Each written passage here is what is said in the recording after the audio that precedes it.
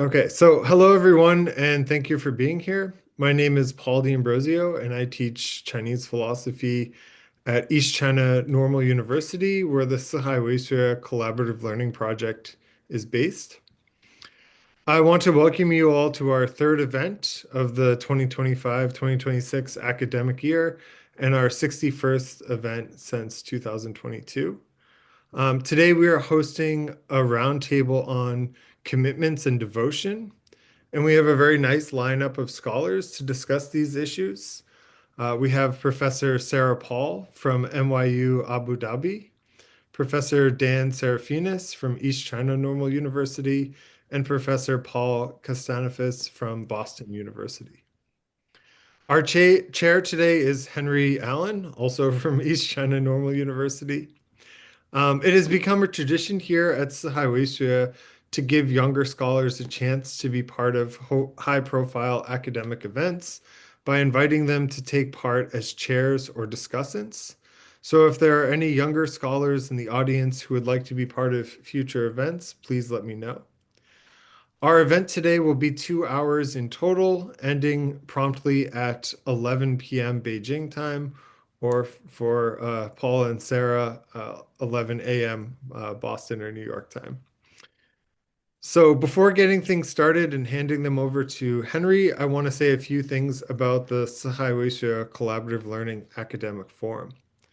The 四海为学 Collaborative Learning Project hopes to distinguish itself from some of the less productive conventional practices sometimes found in contemporary academia.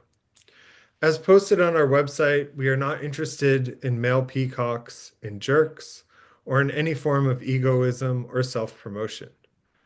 We hope to curb all types of aggressive and look at me, I'm smarter than you, or don't I know so much, and similar attitudes sometimes found in academic exchanges. We might even go so far as to say that we hope to be somewhat of a counterbalance for the negative attitudes often found in so-called blind reviews. While there is certainly a time and a place for anonymity, or at least the appearance of anonymity, communication in academia should just have just as much time and place for speaking to one another on more congenial and community-forming settings. The neologism 四海为学, which was created by Robin Wong, is a play on 四海为家, or the four C's, whatever, forming or being one family. And we hope to keep this idea as at the foreground of all of our events. The 四海为学 Collaborative Learning Project seeks to accomplish these shifts in orientation during academic exchanges by encouraging productive communication, humble discussions, real questions, and responses that are open and honest. We hope to foster environments where people truly learn from and with one another. So before introducing our chair, I want to once again thank all the participants for being with us today.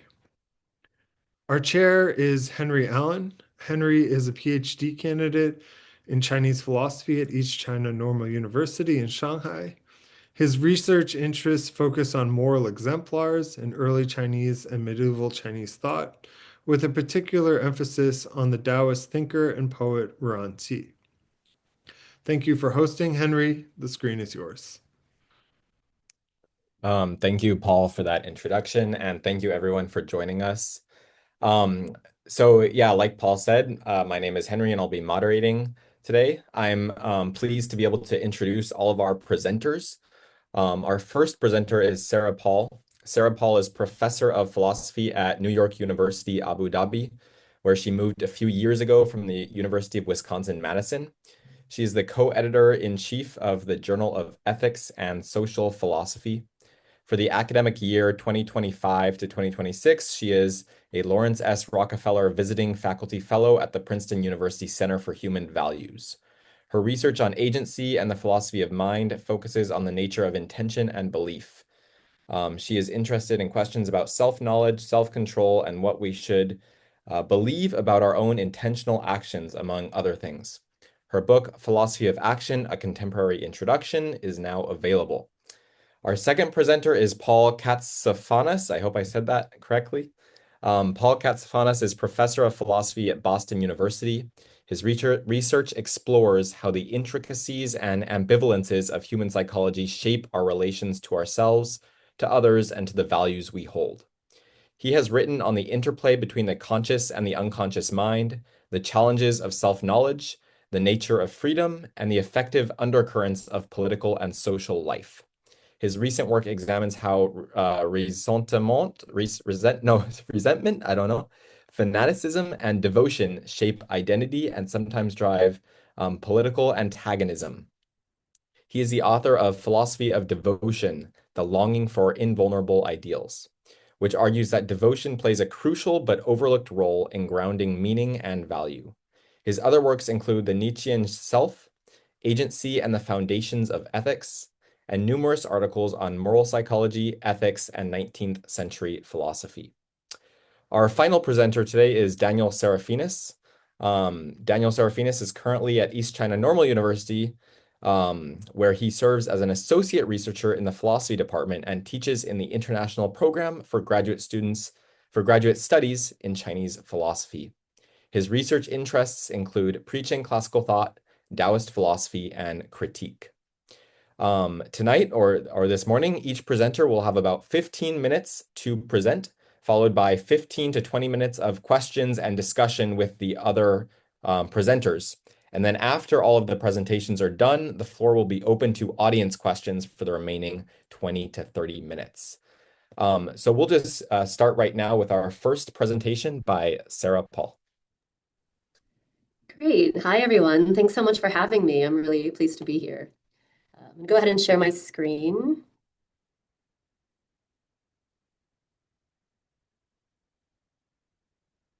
Okay, so in my 15 minutes, I'm going to try to present a really quick case for commitment of a certain kind.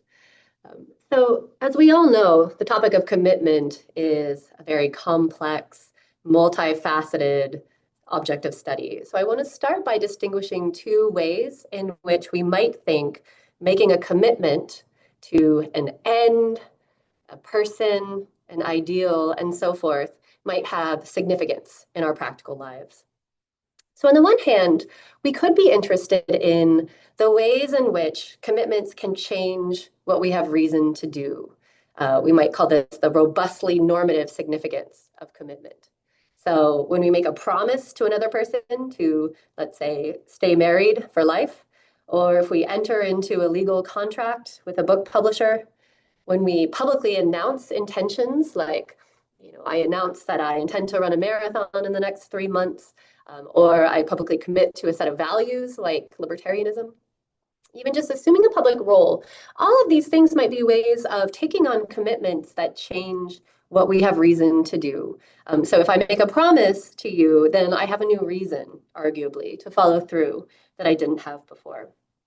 Okay, and so that's one way in which commitments can be significant in our lives. And I think there's a lot of really great work in ethics, political philosophy, philosophy of law, and so forth that tries to understand commitment as a normative power. But there's a second sense of significance that we might wonder whether commitment has. And this is a more internal notion where we look inside the psychology of a thinker or an agent, and we ask whether their attitudes are consistent and coherent with one another. Right? So for example, when you believe that P, then we say it would be irrational to also believe that not P at the same time, because that would be to believe a contradiction and it would be inconsistent. And we can make the criticism of irrationality without knowing anything about your normative reasons for belief, whether you should believe P or not P or neither. And similarly, we often say, if you form an intention to accomplish some end, then you're rationally required to intend the means, the necessary means to that end. It would be incoherent to intend to get revenge on someone who betrayed you, but refuse to take the means to that end. And we can say that without taking a stand on whether you have any good reason to get revenge. We might think you don't. And yet we can still be interested in the way in which your attitudes fit together. Okay, and so that's something that we sometimes call structural rationality. And one thing we might wonder is whether commitment can make a difference to how we can coherently reason, plan, and respond to internal tensions between our ends, like belief and like intention do. right? But so you might think that that's a really plausible thought, but when you look at theories of structural rationality, these are mostly articulated in terms of rational requirements that forbid certain combinations of attitudes, like forbidding believing contradictions or having means-end incoherent intentions. And these rational requirements usually don't make reference to anything like commitment, except in the sense that intentions are minimally a kind of commitment. But so they usually don't, they talk about beliefs, credences, preferences, intentions, and so forth, but we don't see commitment playing a major role here.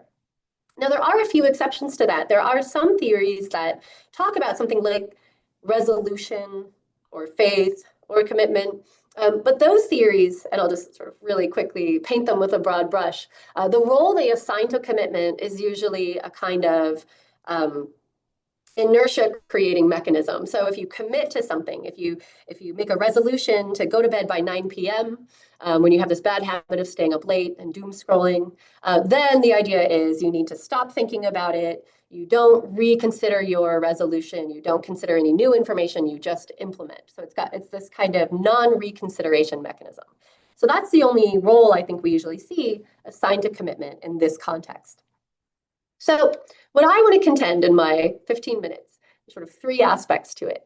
I want to suggest that we do need a notion of commitment in our theory of kind of good agential functioning, coherence and consistency in our reasoning and in our attitudes. So we need a notion of commitment there. And furthermore, this notion of commitment needs to come in degrees. It shouldn't just be an all or nothing thing, like either you've committed to going to bed at 9 p.m. or you haven't. I think we need to take seriously the idea that commitments can be stronger or weaker. And the third thing I want to suggest is that the role of commitment in this context is not limited to the thing I just mentioned of blocking reconsideration, putting the blinders on, desensitizing us to new evidence, and just getting us to move forward. It does do that, I think, but I think it does other things as well. So what I want to do really quickly is consider two philosophical puzzles associated with rational agency in the face of uncertainty. Okay, so the kinds of examples I want to think about together are cases where our agency is directed at difficult long-term ends, like trying to get a graduate degree, or trying to stay married for life, or opening up a new business, or emigrating to a foreign country and building a new life there. So really difficult long-term ends that you're uncertain you'll be able to achieve, partly because lots of other people have tried to do similar things and failed. They've given up, right? And you think that may or may not be you. You're uncertain about whether you'll be able to achieve these things. So I'm working on a book together with Professor Jennifer Morton at Penn called Striving, which is focused on these kinds of cases, striving to do something difficult in the face of uncertainty. And I want to articulate two puzzles that I think arise when we think about these cases. And I want to argue that a degreed notion of commitment helps deepen our understanding of these phenomena and helps explain how we cope with this terrain. Okay, so first, the first puzzle is something I'm going to call doing enough. So here's the thought. When somebody strives for a difficult end and gives up at some point before they achieve the goal. So, let's say your end is to write a novel and publish it, but you give up on this before the novel ends up getting published. We sometimes judge that an agent gave up too soon or too late. So I think we're more inclined, maybe especially in some cultural contexts, to make judgments about somebody lacking perseverance, quitting too soon. They didn't do enough before they walked away, and they should have persevered. They should have been more tenacious or more determined. Okay. Sometimes we judge that the agent gave up too late. They should have quit sooner. They really ran the project into the ground, or they just exhausted a relationship beyond what a reasonable person would think was enough before they walked away. So the question is, what could ground the truth of this kind of judgment?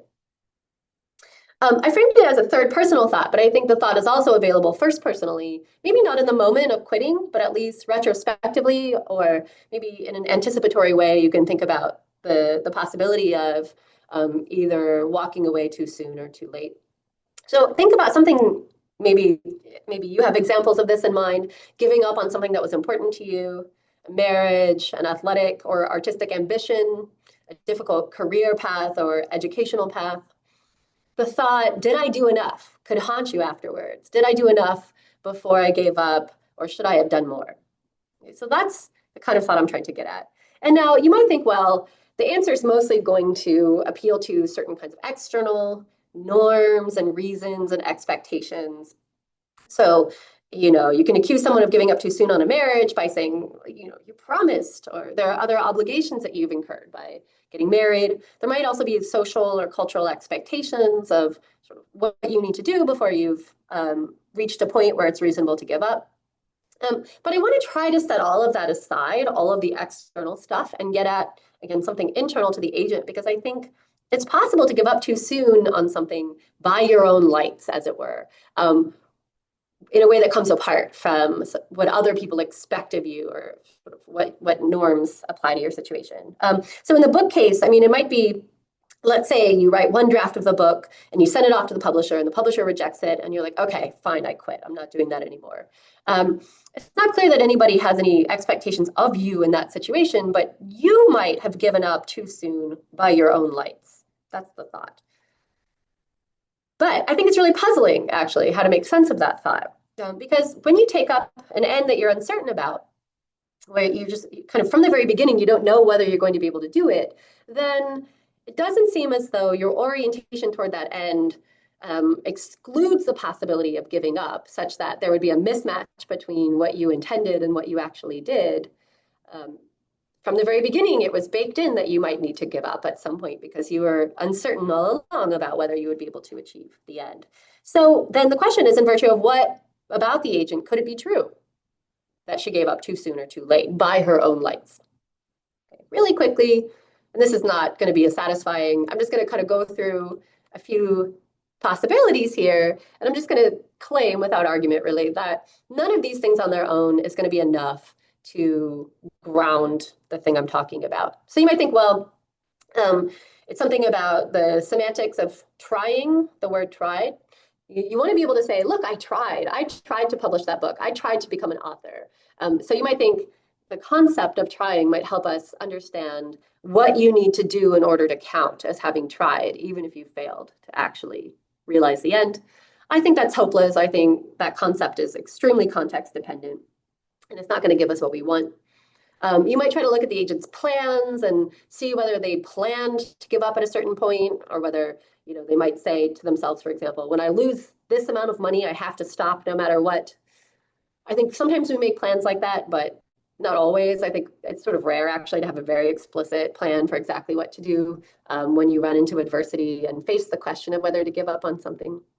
We might try to look at the agent's evaluative judgments, what they care about, what they love, and try to figure out what really matters to them, so that we can say, well, either this is worth the sacrifice or it isn't, kind of from their own point of view. But I actually think those things fluctuate a little too much to do the job either. So here's something I want to contend, and we can talk about this in the Q&A. I think none of these suffices on its own, and what we need instead is the notion of degreed commitment as helping to put in place what I'm going to call the enough conditions, such that you've done enough and it's a reasonable time to quit. Now, really quickly, what do I mean by that? Am I just adding more furniture to the mind? Am I adding to a list of things that we already think comprise the agent's practical standpoint? And I'm saying, and there are commitments in addition to plans and policies and loves and cares and value judgments. Well, not necessarily. I think a really fruitful way to think about commitment might be in terms of its functional role, what it does in the mind.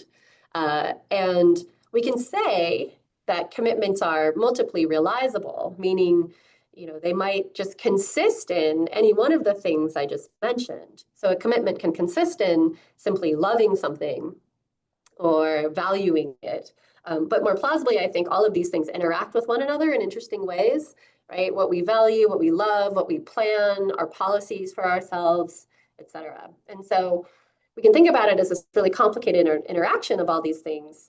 But the projection of this more complicated fact about the agent's practical standpoint can constrain how the agent should prioritize, sacrifice, and adjust her plans in response to running into adversity and difficulty, like getting a rejection from your book publisher.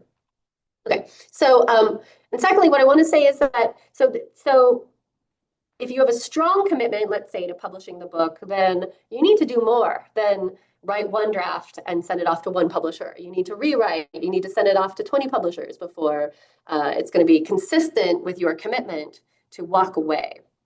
But if you have a really weak commitment to doing it, and that's going to be again a projection of all these things about your underlying practical standpoint, then it might be totally fine to do a lot less before you give up. Okay. But also, the commitment is not limited to just sort of preventing you from reconsidering once you've formed it, or preventing you from taking new information into account or making predictions about what's going to happen. It has to help determine what you do in those moments when you run into despair, you become demoralized, you forget what you initially found valuable or what you initially loved about writing or about your spouse or whatever it is. When you run out of ideas, when you run out of motivation, the commitment needs to help resuscitate those things. And so it has this more generative aspect. And here I'm following Cheshire Calhoun, who I think is one of the few people who said really helpful things about commitment in this context. Okay, so that was really quick. But so the first suggestion is that commitment, a degreed notion of commitment, is going to really help us understand this idea that we intuitively grasp of doing enough and sort of having these enough conditions that are separate from succeeding in an endeavor. Okay. Hopefully I'm not too far over time. I'll really then quickly go through the second one. The second phenomenon I want to draw our attention to is backup planning. So a really intuitive thought is that when you're trying to do something difficult, you don't know whether you'll succeed, you should have a backup plan for the case of failure. You should have a plan for what you'll do in that situation. And not only that, but it can make sense to invest in that plan, to put time, money, other kinds of resources into sort of furthering that plan, even though it's your backup plan and not your primary plan. Already what this shows us, I think, is that a strong commitment to doing something doesn't require that you believe you'll succeed. And this is something that some people have argued, that if you were really committed, that you would believe you're going to succeed and you're not going to entertain the possibility of failure. But I think what that would mean is that investing in a backup plan for the case of failure wouldn't make sense. Why would you invest in a scenario that you believe will not happen? Right? And so what it shows is that a strong commitment is actually compatible with being uncertain about whether you'll succeed. And backup planning can actually go hand in hand with that kind of commitment insofar as it increases the risks you can sensibly take. So if you have a backup plan that makes the failing a little less bad, then you can go further out on the limb of pursuing the difficult thing that you're trying to do. Okay, but here's the puzzle. We often stigmatize backup planning as being in tension with full commitment to our primary plans, even if, in fact, they all logically fit together.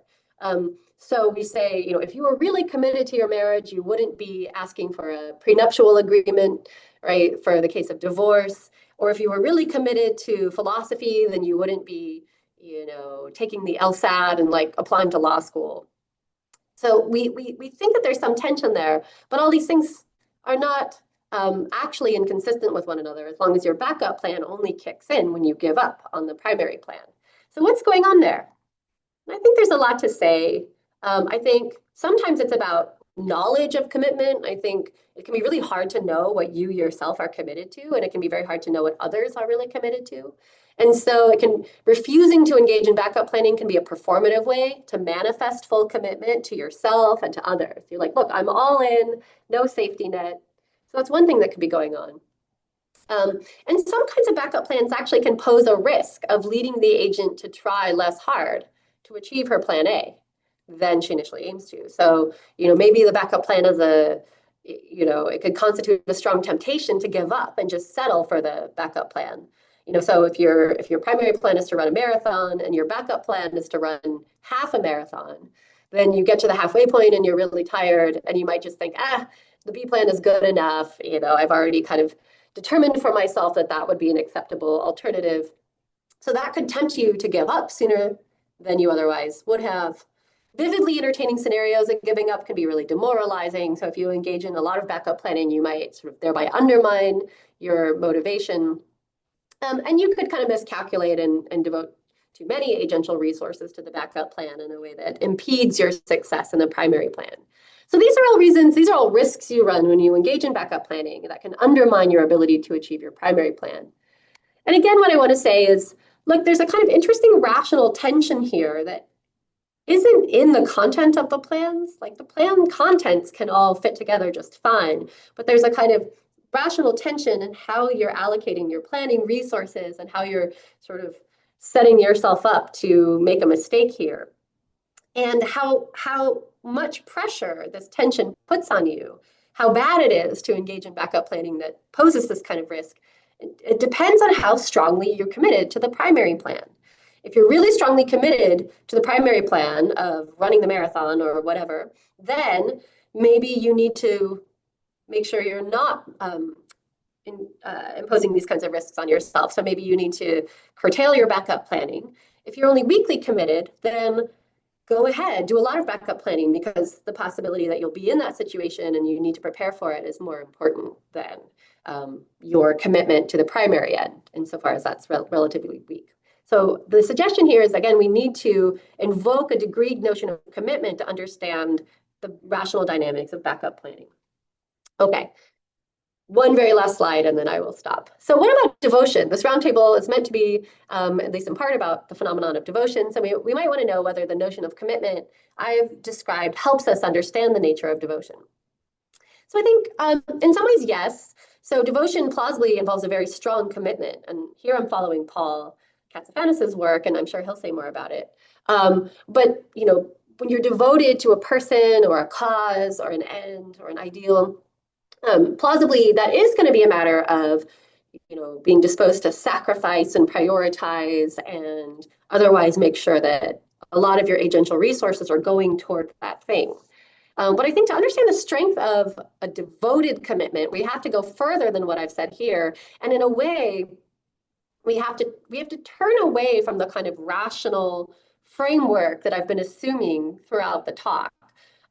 Because I think, so I've been assuming that we have an agent who is very concerned with being rational in the sense of being internally consistent and coherent and making sure that her agency is kind of organized in this way that sort of comports with theories of rational choice.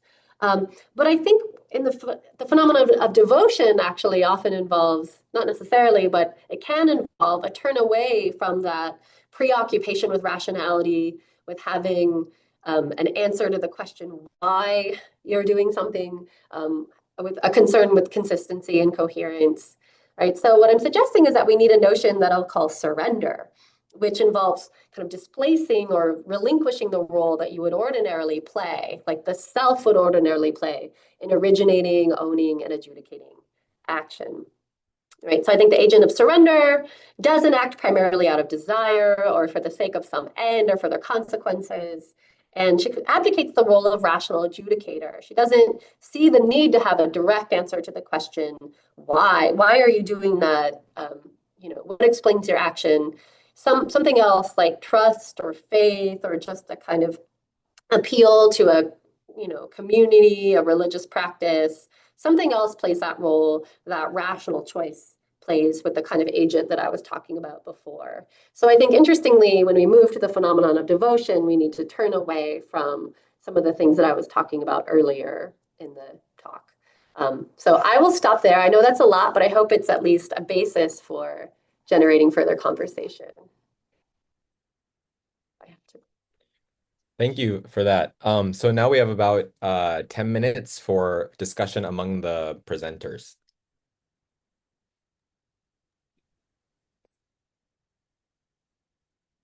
I have some questions and thoughts. Should I jump in or? Yeah. Yeah, go. Thanks.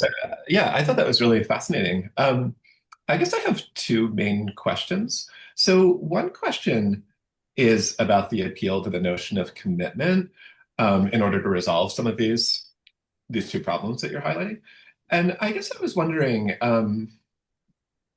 so when you're talking about the first problem, the problem of figuring out whether you've done enough to or done too much in the course of pursuing some difficult long-term goal,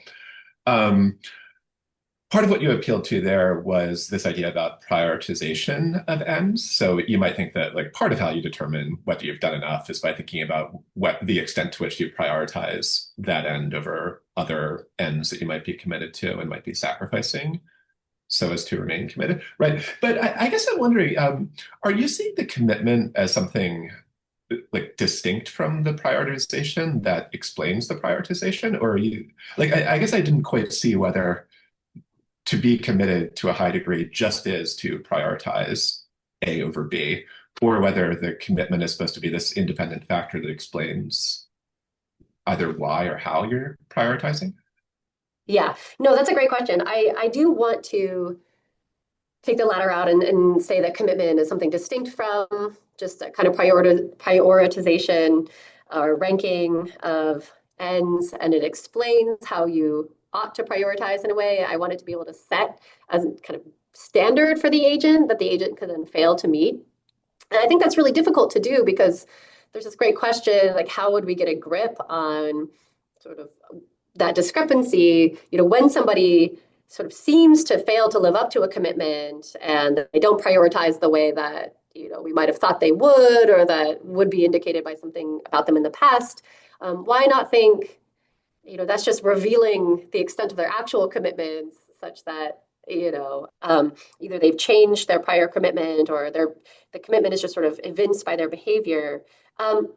So I do have this burden of trying to say, well, why think that there's this distinction that we can make and the one explains the other. My thought here is just that there are these very complicated facts about the agent's practical standpoint. And the commitment is supposed to be grounded in those facts. Like, what do you care about? What do you love? What do you value? What are your plans, your policies, et cetera? How do those things all interact?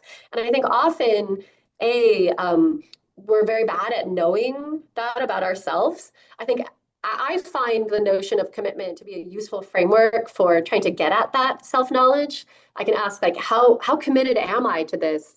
When I realize that my commitment to my career seems to be causing my family life to suffer, I have to kind of ask, like, well, how committed am I? And I think I can get that answer wrong. And so sometimes out of self-deception or just a failure of self-knowledge, I can misprioritize or otherwise respond to that conflict in a way that maybe only later I'll realize that wasn't the right answer, and I'll sort of realize that when I face the consequences or otherwise. So that's what I have in mind. But I think if I understand you correctly, I mean, I see that there's a real challenge there in trying to sort of articulate where that gap could be, and how we could prove that it's there, sort of without reference entirely to the agent's behavior at a given moment. Okay, thanks. That's helpful. And I mean, if there's time, I can ask a second question. Okay. Yeah, I also had a question about the backup plans. The idea that some backup plans are stigmatized, like in the prenup agreement, you might think it speaks to the degree to which the person is actually committed to the marriage and stuff like that. That seems true. I guess I wondered if the notion of backup plans might encompass two different things. So I guess, and I don't think this is like unfriendly to your project or anything. It's probably a distinction that is in there somewhere anyway. But I guess sometimes when I think of backup plans, I think of like genuine alternatives to a particular course of action. Like, I won't be married to this person anymore, so I need to do something else entirely. Or if I fail at publishing this book, I'll just give up on philosophy and do something else.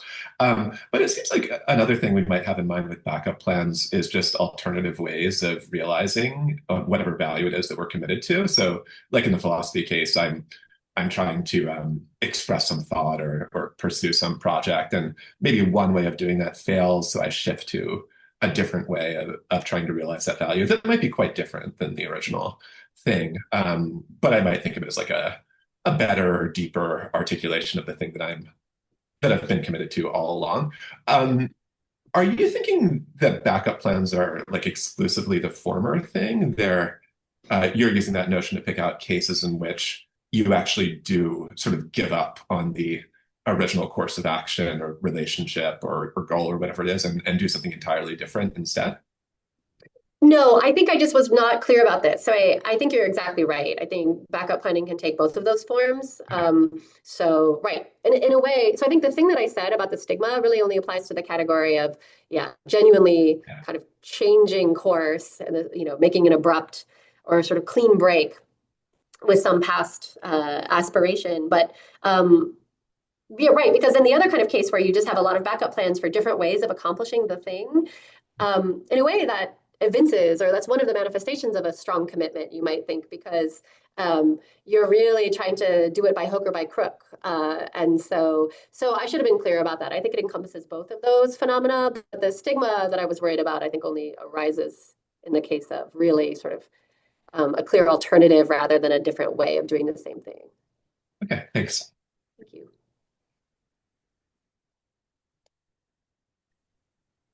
Yes, Sarah, thank you so much for that. And also, I want to express my gratitude for your book on philosophy of action, which I used in preparation for an article I'm writing and also um, for this conference. It was very helpful. I encourage everybody to go out and buy it. But through reading it, I recognize that a lot of the scholars who write on philosophy of commitment and related philosophy of action themes take the individual as sort of a fully autonomous agent, when in fact, most of the commitments we have in our lives are not really our commitments that we chose. And I was wondering how you might fold into this notion of commitment you've presented the contingent nature of our commitments or the social constraints, the interrelated nature of our lives, which sort of informs those commitments. Does this problematize this notion of commitment, or maybe it just provides us with more excuses to do less before we give up or something like this? Is there a way of sort of folding sort of what I see is like the real life characteristics of commitments, which are really very minimally informed by what we want or what we choose to do. Fantastic. No, I agree with you. And so I think there's something really quite artificial about what I tried to do in the very beginning of the presentation, which is say, okay, let's set aside all of this complicated stuff that, where we become committed just in virtue of standing in these social relations to others or, in making certain attitudes that we have public. I tried to set all of that aside and focus on something purely internal. But in practice, of course, like that separation isn't possible, and these elements come together and interact in all kinds of ways. And I want to agree with you as well. So I do think there's something voluntaristic to commitment some of the time. Like I think we actively commit ourselves in a self-conscious way some of the time. Not all of the time by any means. I think often we just discover that we're committed in ways that are quite surprising, or we try to commit ourselves voluntaristically and it doesn't work because there's just something deep standing in the way, in our psychology. And so I think I just want to take your point, Dan, that all of these things go into trying to understand what an agent is committed to and how then that kind of sets certain standards for them in terms of their action and further thinking. So maybe all I can say is that I do think it's useful for some theoretical purposes to try to pull these things apart and to try to get at, I do think there's this internal, somewhat voluntaristic dimension. And I think that can be really useful to think about, especially when you're gripped by these kind of diachronic or like retrospective questions. An agent has to live with the decision to give up on things that were important to her. And, sometimes she kind of wants to ask herself these questions and not answer them entirely by reference to, like, what did my family expect of me in that situation? Or culturally, did I manage to display enough grit? I do think there's something internal that we might want to get at. But yeah, it's super complex, and I don't want to depict it as always up to the agent and her choices and desires. And yeah.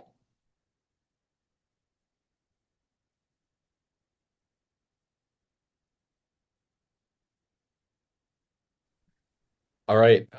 If there's no more questions for now, I think we should, for the sake of time, move on to the next presentation, and we can always come back at the end. So the next presentation is by Paul Katsafanas. Yeah. Okay, thanks. let me just, I also have a PowerPoint, so let me try to share that. Do I have permission to do that? I'm not seeing the Yeah, oh, you okay. should be able Here we to. go. Yeah. Okay, got it. Okay, is that visible to everybody? Visible. Great. So let me see if I can remember how to do this. Okay. So I'm going to try to give a really quick series of thoughts on devotion and commitment, and some of this will overlap with the extremely interesting presentation that Sarah just gave. So I think that our philosophical theories offer like huge amounts of resources and spend a lot of time thinking about how we make choices and decisions. But surprisingly, there's less to say about what happens after the decision is made. So how we sustain and carry out the decisions that we've made. And I think that capacity, the capacity to sustain a decision over time through doubts and difficulties and changing circumstances, is really crucial for a lot of the activities that give shape and significance to human life. So if you think about things like friendships or romantic relationships, things like parenthood or creative work or political struggle, intellectual inquiry, all of those things, it's not just a thing where you decide to do it, set it in motion, and then stand back and see what happens. It's something that you have to sustain over time. So I'm interested in that. And I think that one feature, as Sarah was mentioning, one feature that's useful in trying to explain what's going on in those processes is this notion of commitment. I think that commitment is interesting in a couple of ways. So one thing that's interesting about commitment is that if we think about the features of our lives that tend to be regarded as meaningful or significant, or to endow our lives with a kind of purpose, I think they do tend to be these actions or activities or practices that involve sustained, long-term, resilient commitments. And I think our lives are just sort of pervaded by those sorts of things. So, I give some examples on this slide. They can be trivial. They can be things like I might decide to exercise 4 times a week. They can be these lifelong things like deciding to raise and care for a child or a parent. They can be things that last a few years, like learning a new language, all kinds of things. And those have different degrees of significance. Some of them are lifelong, others are shorter. Some of them are deeply important, others more trivial. Now, I think commitments matter for a couple of reasons. So one thing is just this obvious fact that our engagement with what we value or find meaningful usually takes place over time. This is a point that I think is explored in really interesting ways, both by Sarah and by people like Cheshire Calhoun, who Sarah mentioned. We have to decide in our lives, not just what we value or what we find meaningful, but how much time and effort we're willing to invest in engaging with those potential sources of meaning. And I think that part of how we do so is by forming commitments. I think those are the things that give shape to our lives and reflect what we value, what we find central to our identity, what we take to be meaningful. Now, if we think about why commitments might be valuable, why they might play an important role in our lives, part of the explanation, I think, is going to be instrumental. So what I mean by that is that if you're thinking about what it takes to achieve a long-term challenging goal, it often requires some kind of commitment. And of course, we'll have to think about how to analyze that notion. But intuitively, what I have in mind there is the sort of thing that Sarah was talking about in parts of her talk, that if I'm going to learn a language or write a book, I'm going to face obstacles and challenges and setbacks. And if I give up too soon, I'm just not going to achieve the thing I set out to achieve. So part of the value of commitments, I think, is instrumental, that they might be necessary conditions in certain cases for achieving long-term difficult goals. But I think what's interesting is that I think the value of commitment's not just instrumental. So if you think about the way in which you might value a friendship when you learn that it's just a matter of convenience rather than a matter of commitment, that the friend would abandon you at the first hint of difficulty. Or think about a romantic relationship where the person sort of reevaluates each day whether, the balance of reasons is in favor of staying with you or abandoning you. That feels a little deficient or non-ideal, right? Or like an intellectual or political endeavor that's abandoned as soon as difficulty is encountered. Again, not especially admirable, right? So in those sorts of cases, I think we seem to value not just what commitment brings about, but something about like the manner in which the person relates to the thing that they value, the friend, the relationship, the cause. And so that's something I'm interested in exploring. Now, I think that commitments vary in a couple of ways. And here I'm in total agreement with some of the stuff that Sarah said. So I think commitments vary in their strength. Some are very easily abandoned, others are not, others persist despite powerful contrary pressures. I think they vary in their duration. So I think it makes sense to speak of commitments that just last for an hour or two, as well as ones that stretch across your entire life. And I think they vary quite a bit in significance, that some are, just not regarded. I mean, they're genuine commitments, but they're not regarded by the agent as especially significant or important, whereas others help define the person's identity or express their sense of what's meaningful. And I think that those features actually come apart. So I think I can have, for example, an extremely strong commitment to something that I think is relatively valueless or trivial. Like I might just have a super strong commitment to a hobby that I think is, at least in an objective sense, not particularly important. And I think, conversely, I could have a very weak commitment to something I regard as tremendously important. Like I might lament my inability to remain steadfastly committed to some political goal that I think is tremendously important. So I think those things come apart. But I think there's an interesting class of commitments that have both of those features, where they're both strong and significant. You could call those deep commitments, just to have a word for it. So I think some commitments are both strong and significant. And I think that those are the ones that we often see as linked to people's sense of what's meaningful or valuable or significant in their lives. They're the things that can give a kind of shape and direction to your life. That you might cite when you're asked what's important to you or what your defining goals and activities are. So I think those are an especially interesting class of commitment. Now, what I'm especially interested in with respect to these commitments is the way that they behave with respect to rational reflection about their justification.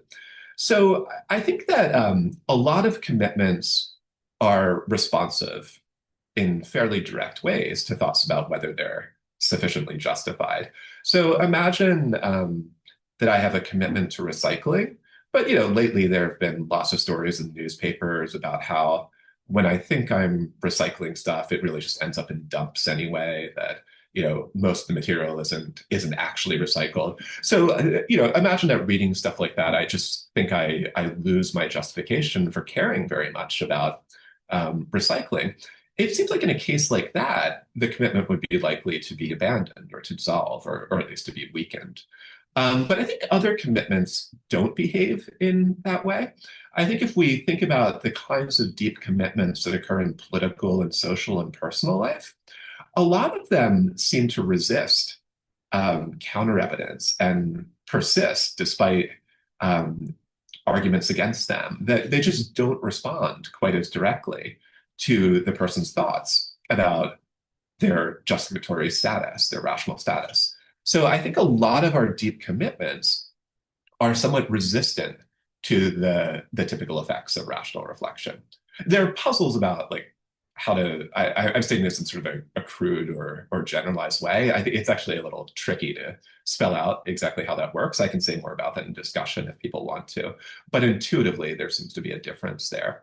And I think if you think about it, there are all kinds of reasons for abandoning commitments. There are subjective features, like the thing is just too hard, or it's not what you expected. You know, imagine I set out to learn a language, but I just find that I'm really bad at memorizing the vocabulary or pronunciation or something. It's just not going in the way that I anticipated, or I'm just not happy with it. Those could be good reasons for abandoning the commitment. I think there are other reasons for abandoning commitments that turn on the availability of alternatives. So, you know, as I mentioned earlier, we have to decide frequently in our lives what to prioritize. By pursuing one course of action, you forego others. So it might be that my commitment seems to raise questions about whether I should sustain it because other objects of possible commitment seem more worthy or attractive or fitting or valuable. And for those sorts of reasons, I think that I can often come to feel that I lack at least a compelling justification for sustaining my commitment. So I form a commitment, but I come to have doubts about whether I can justify it in preference to available alternatives. And I think that's a sort of common complaint that we have. I mean, I guess there's not really enough time to get into the social dimensions of this here, but I think that there's an interesting relation between individual commitments and the sort of socially available standards of justification that pertain to them. So I think that one thing that can make commitment seem precarious is when there are multiple incompatible standards that could be brought to bear on the question of whether your commitment is a good one, where those standards give different answers. So from one perspective, this looks like the right thing to do. From another perspective, it looks questionable or not as valuable. And I sort of don't know how to adjudicate that conflict of perspectives. I think that's one thing that can imperil commitments, rather. And okay, so the general problem that I've been mentioning in the past couple of slides is that critically reflecting on commitments often undermines them, right? So the recycling example was supposed to show that. But we also have some of these deep commitments where, first of all, that seems not to be happening in quite the same way. And where also this deep commitment seem admirable in various ways. So suppose you thought that, and I'm sort of glossing over a lot of complications here, but suppose you thought there was something admirable or valuable about the types of commitments that display some degree of, you might describe as resilience or resistance to the effects of critical reflection. Suppose you wanted to preserve certain kinds of commitments in the face of doubts and ambiguities and, you know, potential alternative courses of action. One solution to that would be to somehow insulate commitments from the effects of critical reflection, right? Now, there would be an obvious way of doing that through dogmatic or fanatical responses. So if I want to preserve my commitments, and if my commitments are threatened by reflection on the reasons for holding them, then I might just decline to reflect on my commitments. I might try to dogmatically block critical reflection on the reasons for and against the commitments.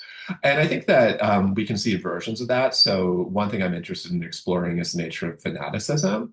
And I think fanatics are interesting because they have very robust commitments that seem impervious to certain kinds of rational reflection, and also involve like a high degree of willingness to impose costs both on themselves and others, so as to preserve or to realize these commitments.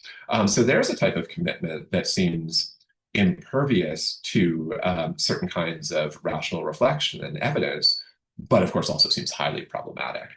Now, what I'm interested in is whether there can be deep commitments that sort of share some of those features, but involve more openness. It don't involve the vicious features of fanaticism, for example.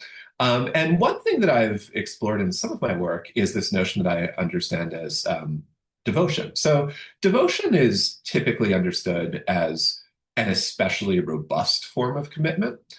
We'd usually describe somebody as devoted when they're very strongly committed to something that they probably also see as quite significant and meaningful. And devotion is often talked about in religious context, but there are, of course, also secular versions of it. You can be devoted to a person, a relationship, a cause, an activity, an ideal. There are lots of different accounts of what devotion is. Some accounts of devotion try to distinguish it in terms of the emotions or the affects that it involves. So like one account that I think is interesting is Spinoza's account of devotion. So Spinoza has this nice account. I disagree with it, but I think it's interesting, where he says that devotion is commitment that sort of comes about in a certain way or involves certain affects. He thinks it has to involve either love or reverence directed at something that you don't fully understand. So love or reverence mixed with wonder. So, some accounts of devotion will try to define it in ways like that appeal to its emotional or affective dimensions. I think that devotion is better understood as distinguished by an epistemic feature, the epistemic feature that I was mentioning a little while ago, a kind of resistance to the typical effects of critical reflection. And I try to describe this in terms of what I call dialectical invulnerability. The term doesn't really matter. It's just the idea that I think some of our commitments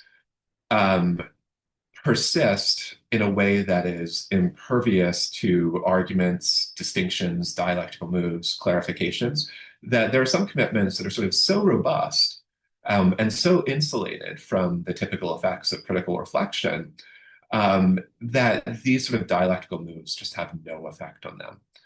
And in some of my work, I define devotion in this sort of way, that an agent is devoted to something, a person, a value, a goal, an ideal, if she's committed to that thing, committed to engaging with it in the relevant ways. And the commitment is dialectically invulnerable. And that's not accidental. The person is, in some sense, actively maintaining the dialectical invulnerability of the commitment. And elsewhere, I've argued that when we look at a lot of personal relationships and the ways that relate to political and moral ideals and so forth, we see commitments that have this sort of form, the form that I'm describing in terms of devotion. I've also argued that it takes bad form. So I think fanaticism is a type of devotion that's motivated in a problematic way and involves some additional problematic features. So that's a sort of overview. So just to summarize really quickly, and then I'll stop. So I think a lot of the activities that give shape to a life and express our deepest values depend on more than just choice. They depend on this capacity to commit over time. But commitment can be vulnerable in various ways. It can be vulnerable to changing circumstances, to loss of confidence, to differences in the reasons that were present when you initially made the commitment and the reasons that are present later on. Devotion, as I understand it, is the stance of commitment that remains steadfast through these sorts of doubts and changes. And what I think is important about devotion is that I think it's implicated in many of our deepest values and relationships and ideals. But I think it can also involve, or it can also take highly problematic forms, such as fanaticism. So it's sort of this interesting stance, I think, where many of the things that are most important to us in life, I think, are predicated upon a type of devotion, but it can also devolve into these dangerous forms like fanaticism. Okay, so that was super quick, but I'll stop there.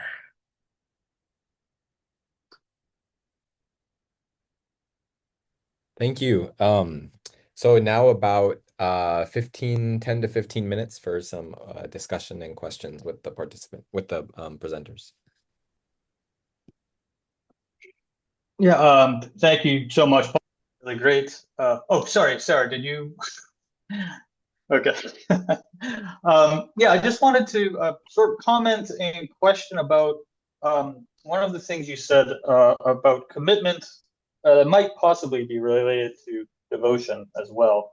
The sort of person for whom empirical evidence will not erode their commitments. One word to describe this sort of person is mumpsimus. So somebody who adheres to traditional customs or ideas despite being shown that they're unreasonable, right? And the first sort of scenario for this type of person that I thought of was people who have commitments that inform their identity. And when the ground is taken out from them, or those commitments are shown to be unreasonable or even injurious to them, because their identity is so bound up with it, they nevertheless persist. And we could call that a type of commitment, even dialectically invulnerable, maybe to some degree, depending on how much their identity is bound up with it.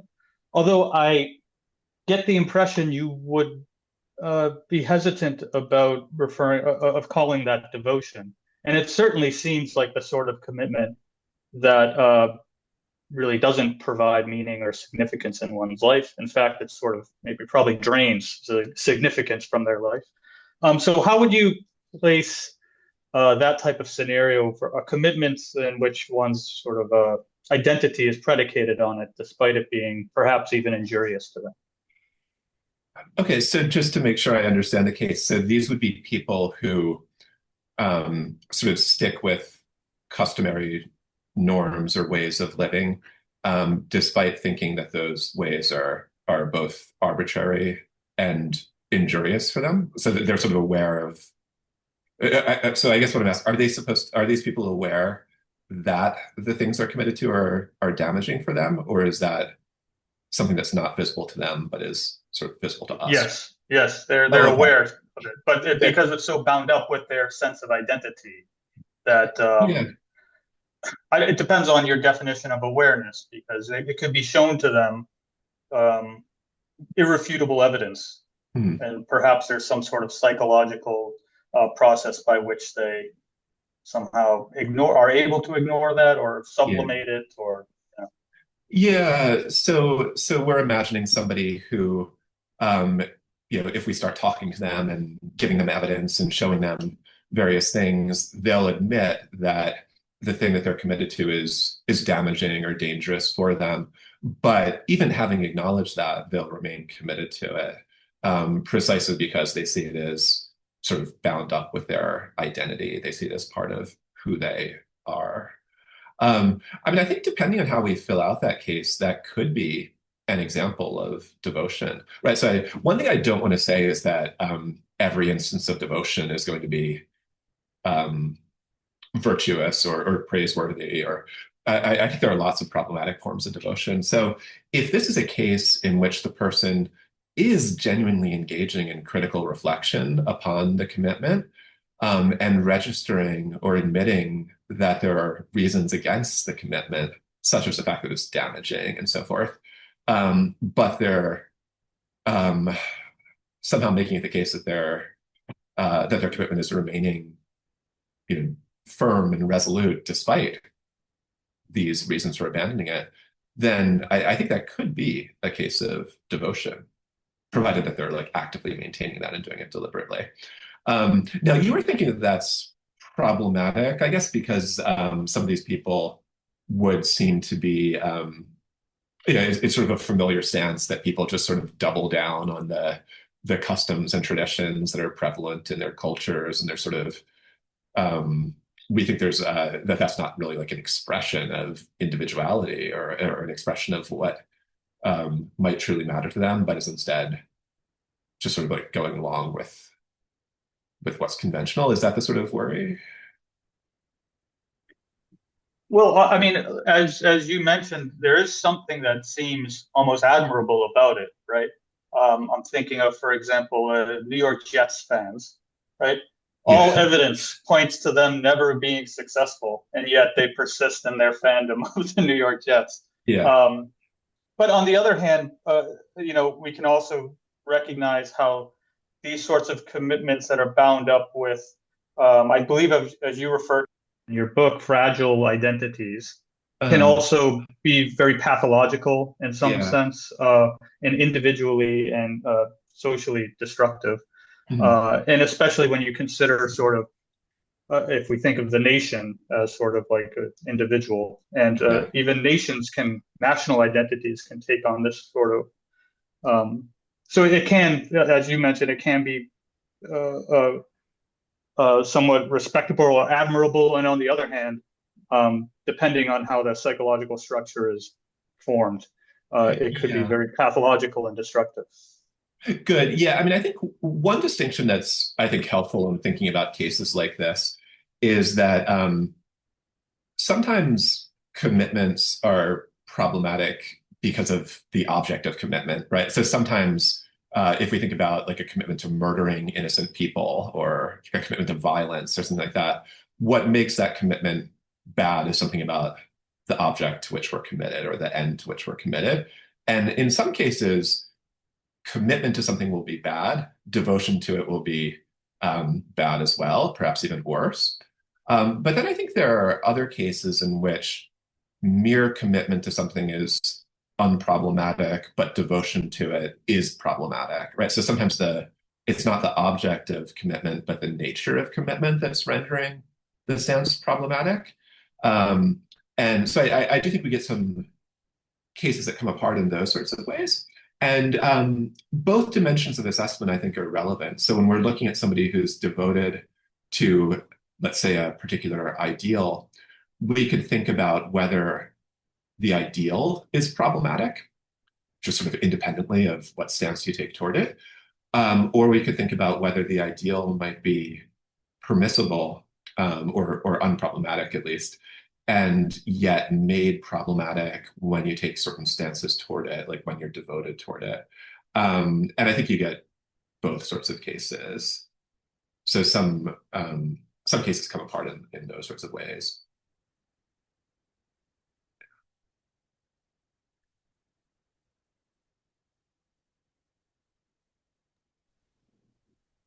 Should I go? Yeah, I wanted to ask you to say a little bit more about what's going on with dialectical invulnerability. And I know you have a lot to say, so it's sort of an invitation to hear more. But, you know, sort of the way that you characterize it when someone has a devoted commitment, the commitment is in some ways sort of resistant to or even immune to, insulated from rational reflection, such that you present this person with evidence or reasons that we kind of think rationally should undermine the commitment. And the person might even acknowledge that, I think, and say, yes, I see your point, and yet the commitment won't budge. And that seems right. I think that's a really deep insight. But I wondered if you also thought that our commitments actually play a role in shaping how we see the evidence or see the reasons in the first place, such that a lot of times when we run into these exchanges where, you know, one party thinks they're presenting the other one with reasons or evidence that should undermine the commitment, the committed person really just sees all of those things through a perspective or a frame or a lens. There are sort of different metaphors we could use, such that they just end up kind of not even seeing these considerations as having the kind of justificatory force that would undermine the commitment in the first place. And so I guess I want to know whether you think that's possible. That seems like something that we might want to say. And if so, then we get this sort of interesting, then we wonder, like, how often does the first thing really happen where the committed person is like, yes, I grant you everything you're saying. I see things exactly as you do. And yet my commitment just won't budge. Or is it, you know, I'm kind of tempted to say the second thing might be going on quite a lot, such that, you know, they're not really seeing eye to eye in the first place because of differing commitments. Yeah, I think that's a really helpful distinction. I definitely agree that the second thing can happen, that commitments can shape the way that you perceive the reasons or the perspective through which you view them. And I think a lot of cases will involve that sort of feature, right? So if you and I disagree about some philosophical view or political ideal or something like that, it might be quite likely that something like that is going on where you know, the individual considerations that we're citing are ambivalent or ambiguous, and we're sort of piecing them together in different ways based on these antecedent commitments. So I think that can happen. But I also want to make space for the first thing. So I want to make space for the idea that sometimes you can get people who really do agree on the force of the various considerations that are being cited. So they really do, you know, the devoted person and the non-devoted person really do agree on both the considerations and their force. But nonetheless, the devoted person sort of persists in a way that enables them to withstand the typical effects of rational reflection. Now, I do think it's a little tricky. So I really like your paper, Sarah, on what's on ambition, devotion, surrender. Is that what's called? Yeah. And Yeah. so like Sarah has a great paper on this sort of topic. And one thing that I need to think more about is, so I want to say that dialectical invulnerability sort of involves a person who is still engaged with rational reflection in certain ways. They still care about rational reflection. So they haven't just sort of set that entirely aside. And in my book, I talk about some strategies that someone can adopt so as to maintain the dialectical invulnerability of a commitment. And some of the stuff I say is that, for example, you can get yourself to see objections to, let's say, your view as just indications that you have like a provisional grasp of your view, that you need to deepen it in various ways. So basically, I say that you can adopt strategies that are still sort of within the realm of rational reflection and still enable you to see, in some sense, your commitment as responsive to rational reflection, but just resisting the typical effects of rational reflection. So you go to more effort to maintain it in the face of these sorts of moves and considerations than you otherwise would. But I think Sarah, you're quite right that that's different than a case where you just sort of prescind entirely from the domain of rational reflection and just see these commitments that you have as utterly impervious to being undermined by any rational moves whatsoever. So I think I actually do need to do some more work to sort out that distinction, which is to say that I need to think more about how to characterize this idea that I'm calling dialectical invulnerability, where the agent is still, in one sense, responsive to rational reflection, still thinks it's relevant, still thinks that the fact that their commitment, as they see it, doesn't enjoy enough rational justification presents them with a challenge or a puzzle. But what it doesn't do is incline them to give up the commitment and instead inclines them to engage in other strategies. So I don't know if that's helpful. I mean, that's basically just saying I need to think more about the thing that you're pushing me on. Yeah, no, it's super helpful. And just kind of for the audience, I ended up thinking that Paul is right about a certain like form of devotion or a certain stage maybe along we might think about it as a spectrum of kind of more extreme ways in which you can be insulated from the momentary affective reasons. And so then it's just we're thinking about like what are the pros and cons, what's admirable about various stages along the way and what's problematic. And so so I don't think we're in disagreement, but it does seem like there are just different forms that this can come in. Yeah, that seems right. All right, great. Let's move on to our final presenter, Daniel Sarafinas.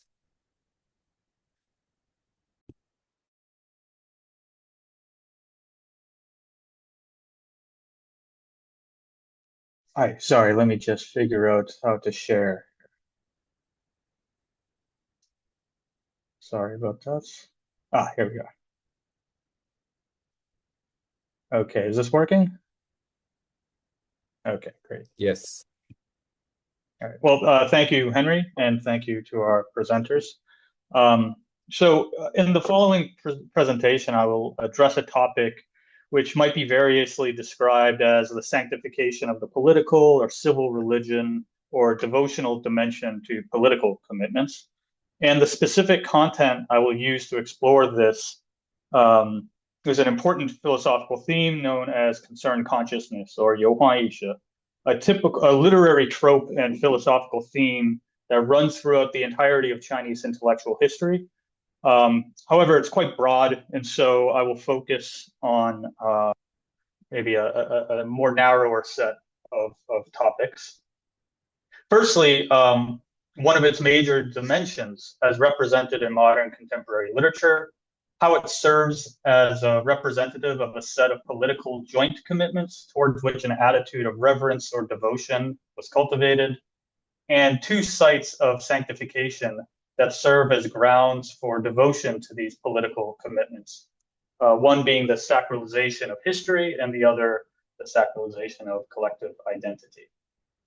So firstly, one dimension of concerned consciousness that emerged the earliest, has been one of the most influential, and is most represented in modern and contemporary literature, can be described as the psychological burden of leadership and moral governance in order to achieve political legitimacy and secure the mandate of heaven. This is historically depicted through the transition of political control from the Shang dynasty to the Zhou dynasty. Modern representative is Xu Fuguan, who argues that it represents a historical transformation from Shang dynasty's religious reverence towards deities to a rational humanism centered on reverence to virtue. So it's more than a literary motif expressing sort of the psychological burden of responsibility to govern morally, but rather in these texts, concerned consciousness can also be read as functioning in identifying commitments, specifically joint commitments, and also in motivating the reader to internalize these joint commitments as objects of devotion. So following Xu Fuguan's interpretation of concerned consciousness as characterized by humanistic or secular governance, I will first outline the secular dimension of the political commitments as they're found in the passage, the Kangao, from the Book of Documents, in which Prince Kang is enfeoffed with the state of Wei, and the Duke of Zhou exhorts him to govern the state such that the king will achieve political legitimacy and maintain the mandate of heaven amongst the people of the recently defeated Shang. So here are a few examples of political joint commitments from this short passage, summarized as follows. So the first sort of joint commitment exhibited in this passage is to achieve, consolidate, and maintain political legitimacy as a ruling house, to establish correct relational norms as the conditions for social order, gain political control over the lands and the people, a commitment to exemplary virtue and prudence in the laws and punishments, and to utilize or contribute to the socio-political tradition, also known as the Dao, which maybe we could think about in terms of Weber's traditional domination as a form of governance. So these sentiments are expressed out of a concern and anxiety about losing the mandate, in other words, political legitimacy, and failing to legitimize their authority in their eyes of their new subjects. These commitments are in many cases expressed along humanistic and secular lines, seem to refer to a secular commitment to responsible governance, achieve reconciliation with the Shang, establish socio-political order, etc. However, the same passage also evidences a devotional dimension to these commitments, which we see in the following examples. So in the first, we read, "The highest God heard King Wen and assented, and heaven gave the mandate to King Wen." And the second case, "If punishment is not out, then the customs and laws given to our people by heaven would fall into chaos." So in other words, not properly using the customs and laws would lead to a misalignment between heaven and earth. Heaven gave the mandate to King Wen to exterminate the warlike and barbaric Shang and receive their state and people. Religious justification for war here: have reverence, or Jing, and clarity in the use of the punishments. So here, Jing has similar religious connotations as reverence does, and in fact is the character used by Xu Fuguan to describe the Shang attitude towards deities and spirits, which the Zhou redirected towards virtue and governance. So Jing, or reverence, is oriented towards both spirits and virtue, civil virtue. And finally, Yu the Great ascended, and heaven bestowed upon him the great plan, whereby human relations were properly ordered. So here we see a set of political commitments bestowed with transcendent, transmundane significance, including references to heaven, Shangdi, or the highest God, and Jing, or reverence. So while the system of overtly religious symbology associated with these political commitments does reveal the sanctity and reference with which the Jo regarded them, I would like to point out that there also exist other dimensions to political commitments that are not traditionally associated with religion, the transcendent or the otherworldly, dimensions that are perhaps less obvious, but significantly operative in the sanctification of the political, in which serve as the foundation for devotional commitments, dimensions that are powerfully operative even in contemporary forms of political devotion, or at worst, political enthusiasm or fanaticism. The object of sanctification that is of particular interest to me here is the sanctification of history, which we see the reverence given to King Wen, but more clearly in this last example, in which we see the sanctification of the tradition itself. Even further than the sanctification of specific figures, here the tradition itself is said to have been given by the highest god, Shangdi, to mythological figures regarded as progenitors of the Jo tradition. In this case, it's referred to as the Great Plan or the Hongfan. It's depicted as having been given by Shangdi, handed down through the Xia dynasty, the Shang dynasty, and now finally the Jo. So in addition to helping reconcile the Shang and Jo, a purely political concern, this also sanctifies the tradition and Jo rulership by establishing of historical continuity from the Xia to the Shang to the Jo. So the origins, the tradition, and the historical narrative of the Jo informs in-group of what precisely those joint commitments which ought to be adopted are. But it further motivates them on a level of devotional commitment insofar as this tradition is sanctified as resolving the tension between heaven and earth.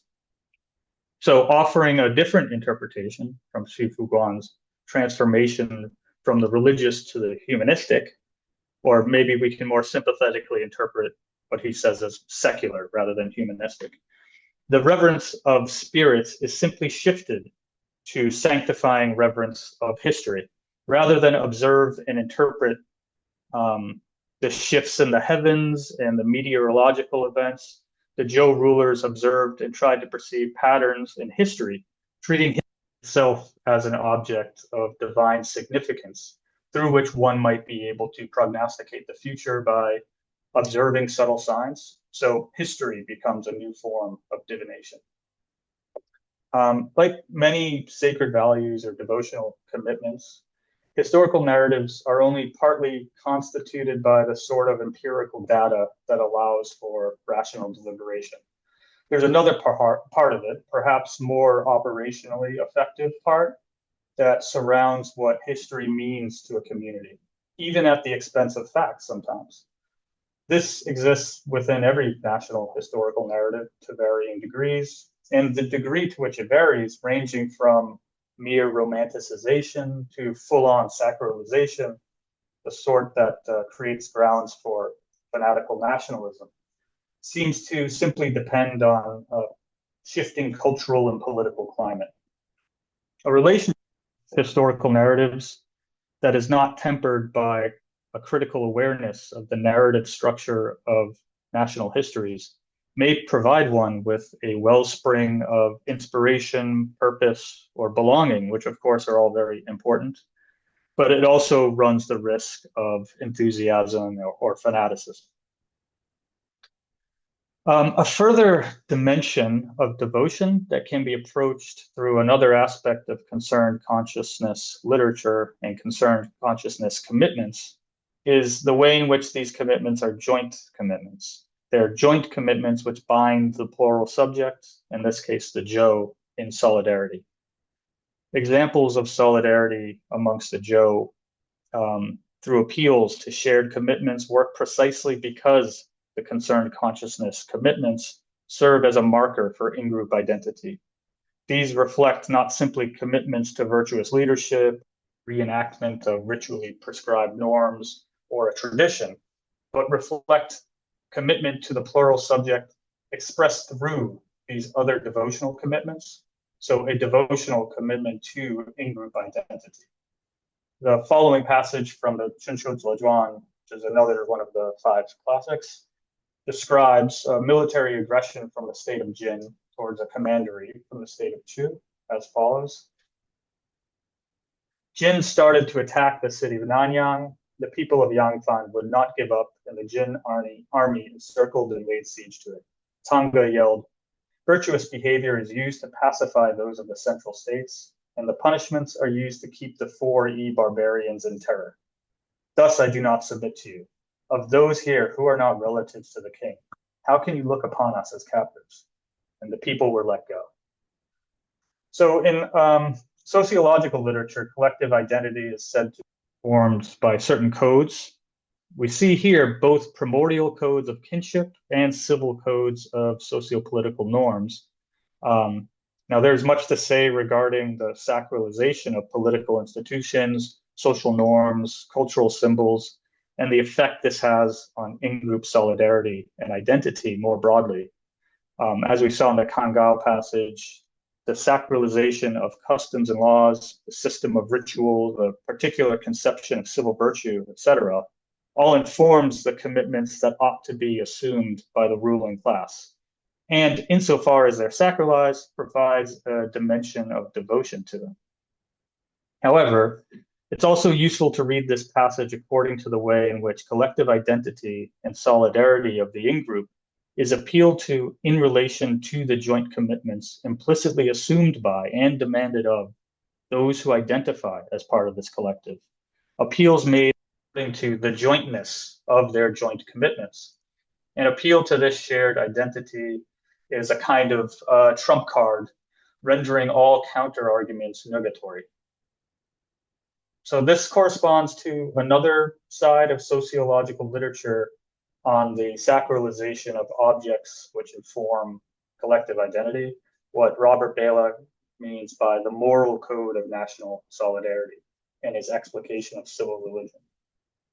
According to this vein of research, represented by figures like Durkheim, Bela, and Benedict Anderson, the sacred profane distinctions do not merely function in parallel to collective identity, but directly express and constitute collective identity, and thus represent the sacralization of collective identity itself.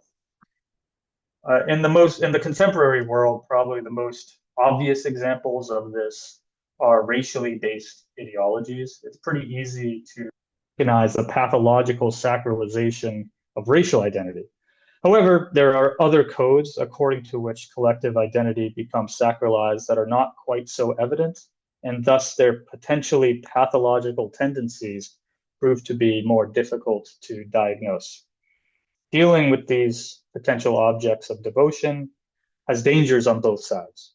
The threat of meaninglessness, if one is too critically distanced from historical narrative, like a national history, and collective identity on the one side, and then pathological fanaticism if one is not critically distanced enough on the other. Civil religion, of course, makes many important vital contributions, such as engendering a sense of solidarity within the community and motivating us to stand for what we purport to hold as valuable, that form of justice that we deem good and beautiful. Starts to go sideways, however, is when that devotional element of our commitment begins to undermine the very commitment themselves. We run the risk of totally losing critical distance, and in the name of freedom, we occupy foreign countries, or in the name of God's love, we kill infidels. When we sacralize elements of social and political life, it brings along with it those very same issues that devotion has in the realm of religion. It does not somehow lose those tendencies towards superstition and fanaticism. Rather, because those tendencies are now tied to institutions of political power, they in fact become exacerbated. The idea of extending a recognition of the religious dimensions to our relationship with political life, political institutions, and even historical narratives and collective identities, in order to preserve those salubrious elements of devotion, the significance it provides to our lives and communities, while also trying to remedy or extricate the pathological, destructive, and violence, is in fact a continuation of the projects laid down by Rousseau's very formulation of civil religion and Kant's critique of enthusiasm and critical appropriation of pietism. From the critique of religious fanaticism in the 17th and 18th centuries, this is all testament to the importance of maintaining critical awareness of that which we might otherwise consider given, natural, or necessary.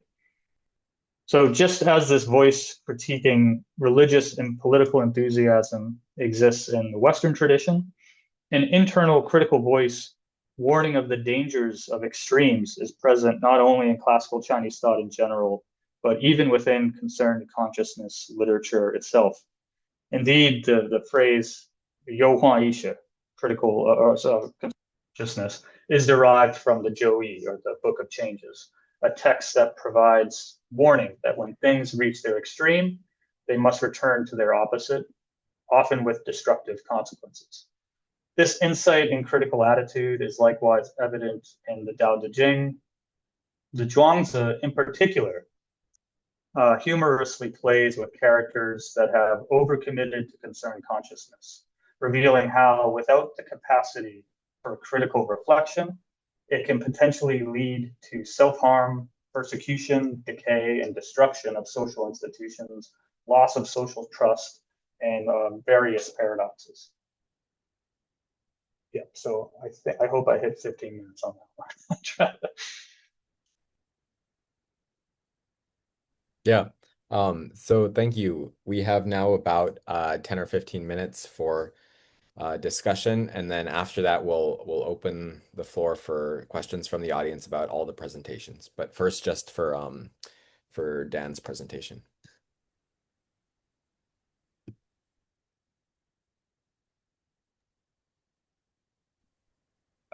I can go first if that's okay. Sure. So I thought this was really interesting. I had a question about the idea about devotion relating to, or maybe being justified by, like, sanctified traditions, and how that relates to the points about extremism and fanaticism and so forth. So I guess one question I had about that is, do you think there's room for a distinction between whether these committed or devoted individuals are reflecting sort of just on the question of whether to remain committed? That would be one question they could raise, right? And then another question might be what the commitment is, or what the commitment requires of them. And I guess I was thinking that the idea that the devotion is triggered by these sanctified traditions might bear on both of those forms of reflection. So I guess I'm sorry, I feel like this isn't that coherent, but what I'm trying to ask is whether, so you might think that, like, sanctification, one thing that it does is it sort of, like, rigidifies an interpretation of what the commitment is or what it requires you to do, and that could be problematic because it blocks sort of like further developments in articulating or understanding the object of commitment. And then another thing you could think is that the sanctification is just saying you've got to remain committed. So it's sort of keeping you committed to the thing, but not blocking further reflection or development on the interpretation of that thing. Does that distinction make sense? And if so, is sanctification supposed to be playing both roles or just one of those roles?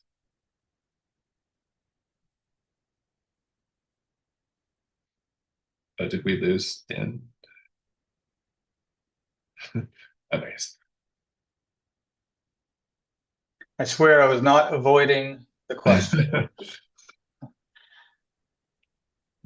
Sorry, did you, I don't know if that, I think I heard most of it. I think I might, are you asking about whether or not there's sort of a dichotomy between having critical awareness as opposed to sanctifying some political object in this case, or having an object of sanctification? I'm sort of wondering what the sanctification amounts to, whether it's sort of something that makes you, something that preserves the commitment itself, or something that perhaps also preserves the interpretation of what it is that you're committed to and what that requires of you? Yeah, so I think a lot of that depends on the relationship one has with that which they sanctify, right? So I think you and I might disagree on this. I think it's merely a semantic distinction. The way I at least use the term devotion is anything that one has a devotional commitment to thereby becomes religified or sanctified, at least to some degree. I see. Which isn't necessarily a bad thing, right? Not that that's a bad thing, but it depends. One's relationship to it can either become destructive and fanatical and pathological, or one can maintain a healthy relationship with that object of sanctification such that one doesn't under one's own commitments, right? And at least the sort of the remedy, I suppose, or therapeutic, maybe I would put it, is having a critical relationship with that, sort of being able to step out of one's circumstances as if that were possible. It's of course not totally possible. And maintain a sort of critical distance, which I think there's a tension between attempting to maintain that critical distance and staying committed to that object, right? Of course, practically speaking, that's always going to be very difficult. But at least that's the sort of way that I see critique playing within this, attempting to maintain the positive aspects of devotion and commitment while avoiding sort of the more noxious results of it. I often see, particularly in religious discourse. Okay, thanks. Yeah, thanks, Daniel. That was super interesting. This might be kind of along the same lines. I think I'd love to hear more, maybe specifically about the role of the Tao, or the kind of, I guess, the kind of sanctity that's at issue here in this particular religious context. Because I was sort of struck by, on the one hand, we're talking about these devoted and sanctified commitments to the joint collective and the political leadership. But there's some content there too that seems to be playing an important role. So the norms of government need to be harmonious, and the law and the punishment for breaking the law need to be like virtuous and prudent. And so I guess I was wondering, like, it seems like the notion of the Tao is constraining what the leaders can do or how they need to comport themselves in order to, I suppose, maintain their mandate, even though the mandate is heavenly. I guess what I'm wondering about is sort of, could you say more about the content that sort of seems to be playing a constraining role here? It's like the leaders can't just do anything because they have a heavenly mandate. Mm-hmm. Is that right? Yeah. Yeah. So the way I'm using Tao here is how it's used very frequently, actually, in classical Chinese literature, which essentially just means a tradition of governance. So the Zhou Dao is, in particular, it's perceived as having been, passed down amongst the Zhou leaders from this mythical progenitor Hoji, and it's simply a way of basically socio-political order. And yes, that does constrain the rulers, right? Because this is what Weber says about traditional domination, is the sanctity of this method of governance is conditioned on this perception of this, because it's right? It's from the past, so therefore it's sacred. But that thereby also constrains the rulers and their and how they act, because their subjects also hold them to those very same standards, right? And in regards to the sort of, let's say, harmonious social relations or something, yeah, that's an ideal to aspire to. The problem comes that even a devotional pathological commitment to harmony can undermine harmony, right? Just as, a devotional commitment, let's say, to freedom as a political value leads some countries to act in ways that undermine the very notion of freedom itself, right? So in their sort of fanatical pursuit of this value. And for sure, I think a harmonious social does just that. So as a quick example, in the Han Dynasty, the virtue of filial piety was sanctified to such a degree that people began to use it as a means to gain political power. And it became extended not only to the emperor, but also to one's lord. And so people thereby didn't really know who they owed filial piety to, because it became so entangled. So the result was it left a lot of people feeling like they didn't get their just desert or their just due of filial piety, right? So really the idea is that overcommitment, let's say, to certain ideals oftentimes undermines those very commitments. And that's something that I think this concerned consciousness literature has an eye to, right? It sort of recognizes this potential danger, this pathology. That was really clarifying. Thank you. Yeah.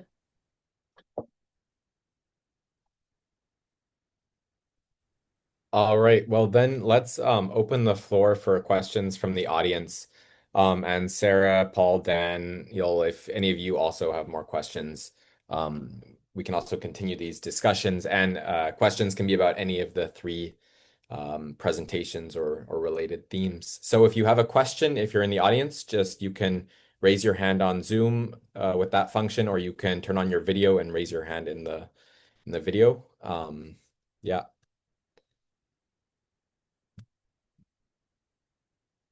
Angela? Okay. I really enjoyed the discussion, and here I have two questions. The first question is for Professor Sarah Paul. I'm still wondering about the possibility of prioritizing and the potential contradiction created by it. Because even though we do not make commitments, we will have some universal responsibilities to everyone, just on the basis of justice.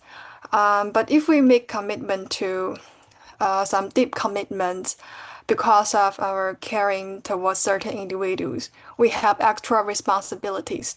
And sometimes our general responsibilities and these special responsibilities may contradict. For example, a father make the commitment to raise his children and give them good education, but at the same time, he also has the responsibility to help poor children to have enough food. But he has only limited money and time, so yeah, this type of responsibilities may contradict. And sometimes, even though he is wealthy enough, the order of his actions may also depend on the priority. So I wonder whether you have some solutions to this problem. And another question is for Daniel Sarafinas. You give us a lot of political commitments, and I wonder the grounds or the justification of these commitments, because I think these commitments are different from the commitment that we made by ourselves. It seems that they are given by the heaven, or they are universal commitments for all the kings. But on the other hand, they are personal because they are commitments only for the kings. Ordinary people don't need to fulfill these commitments. That's my questions. All right, I guess I'll go first. Thank you so much, Angela. Great question. Yeah, so I agree. I think in a way, we invoke the notion of commitment, as I'm trying to get at it, precisely when we run into these deep conflicts or even contradictions, as you put it, where there are all kinds of things that we care about, that we see ourselves as having responsibilities toward, but we find that we can't, given our limited time, limited money, other resources, we don't feel as though we can do enough for everything. And so then we have to make some difficult choices. And so I do think that the notion of commitment that I'm talking about can help somewhat with this problem, at least in the sense that it gives you a way to pose to yourself what the problem is. You're like, look, I'm committed to educating my children. I'm also committed to doing good in the community for the other sort of less well-off strangers. I can't seem to do both to the extent that I would like. So now I need to really figure out what am I more committed to? And where I do think we can make sense of an internal subjective commitment as coming apart from what we think is morally required or what one society expects. So it might be that, everyone thinks I'm morally required to do more for the strangers, but my commitment is to my children. Morality be darned. And so I think, so it's not so much an answer about how to prioritize in these situations, but I think it gives us a framework for posing that question to ourselves and then trying to order our commitments when we realize that they're conflicting with one another. So that's how I would try to respond to your great question. The next question, I think go on. Oh, sorry, I was going to respond to Angela's question. Yeah, thank you so much for your question, Angela.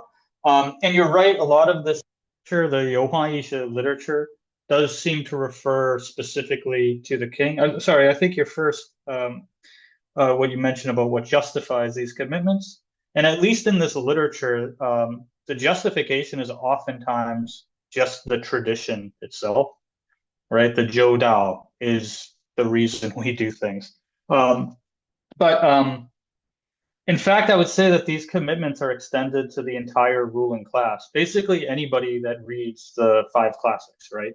So it's meant to be internalized by ministers, and at least by the Han Dynasty, right? The 5 classics become canonized as a barrier for entry to get into government service, right? So maybe I think probably if I had used examples from the Shijing, from the Book of Odes, which feature, ministers lamenting the collapse of the Zhou dynasty, and it would saying things like, it would be better if I had never been born. I think then maybe it would be easier to relate these sorts of commitments to a more general populace than just, the king and his uncle, right, and other lords ruling these states. But yeah, thank you, Angela. I think the next question is from the chat, from Robin Wong. And this question, perhaps Paul could answer. Does commitment or devotion relate to joy? That is, does joy play a role in commitment or devotion? Can joy be a kind of motivational force or feedback loop?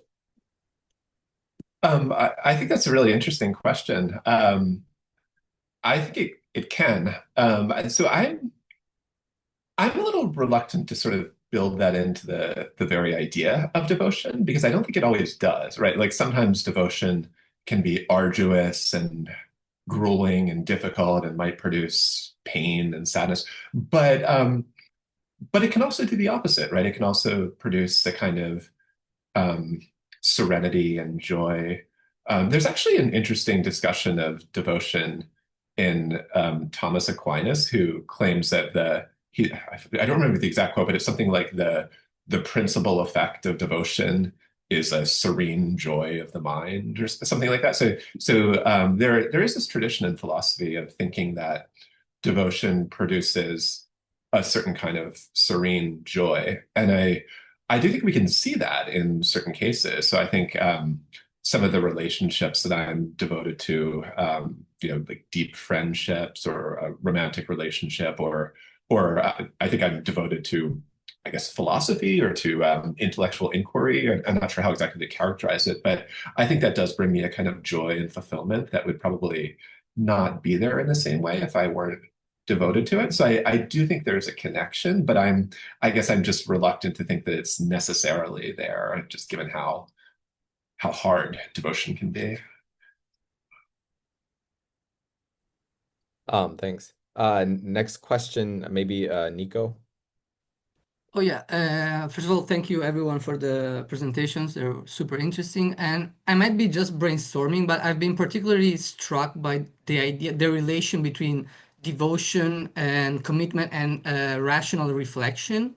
And I wonder if here, like the idea of an aesthetic comprehension of commitment could be useful. I don't know if you had the chance to already reflect on this, and maybe it doesn't help and it risks creating further confusion. But I wonder if this idea of aesthetic as something that is much more on form, much more concerned with form than rather with critical and let's say intellectual content. This idea of form, of formalization of life through commitment. Because if I think of commitment, for example, I also think of a way of ritualizing our daily lives, right? Through commitment, we also make daily efforts to strive for something, right? This concept of strive, by the way, is super interesting. So I wonder if this ritualization of our life is also a sort of aestheticization of our life.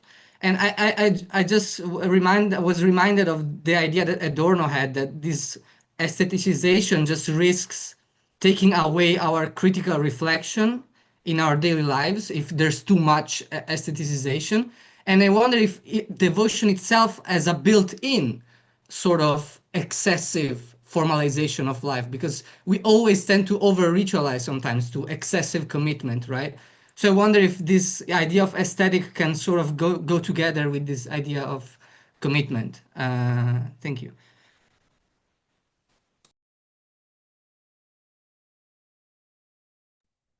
Who should I can say something about that, Oh, or sorry, I didn't say for Paul, sorry. okay. So yeah, I mean, I think that's really interesting. I'm